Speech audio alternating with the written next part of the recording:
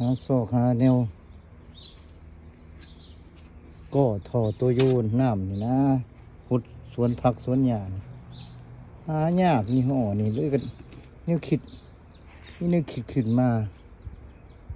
คุนี่กับปะมินโดนนาน4-5 ปีบริใส่คุเล็กเลยมาประดิษฐ์สร้างขึ้นมาว่ามาเห็ดเงี้ยวโก้ท่อน้ำพุดพักสะก่อนเด้ว่าเบิ่งนี่เบิ่งเด้อพี่น้องนี่ปะเมียนกับบ่มีเหตุผลคุนี่กัน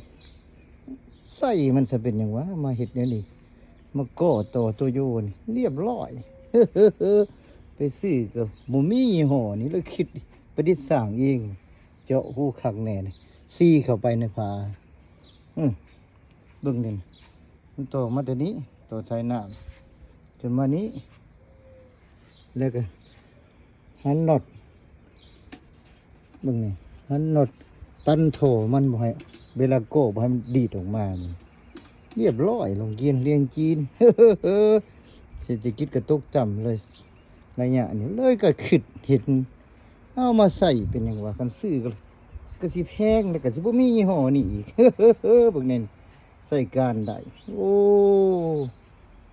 ตัวได้เรื่องเบิ่งทูลิงวิธีใส่แนวใส่แนวซอยแนวเห็ดมีหมดมื้อนี้แนวเจาะหอกเจาะหูมันเบิ่งเป็นสุดอยู่แม่สมเจ้าสุดใหญ่สุดน้อยเครื่องมือกับอึดโอ้ยให้ตัดสายไฟกันดีกว่าบึงเจาะหูมันไม่ยากเด้อพี่น้องเลยนี่เอาซุปเส้นนี้โลดใส่หัวมันโลดนะซุปโลดเรียบร้อยในเจาะหูเจาะหูเล็กหูใหม่ก็ได้โอ้ขักหนึ่งพี่น้องเลย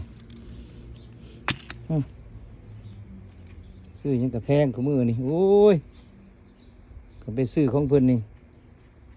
มันเป็นยี่ห้อนี่ดอกคือจะซื้อสิเป็น30-40 ดอลลาร์เพื่อจะเป็นหรือว่า50เดี๋ยวนี้แพงเลยเมื่อในคุกง่วงคุกก็ยังมีอยู่เอาใส่ยังก็ได้พี่น้องเอ้ยเรียบร้อยแนวตันกันเรียบร้อยมันสิไปใส่ก่อมันสิดีออกมาบ่นมึงดูพี่น้องบนตัวนี้แหละวิธีประหยัดมัธยัติได้เรื่อง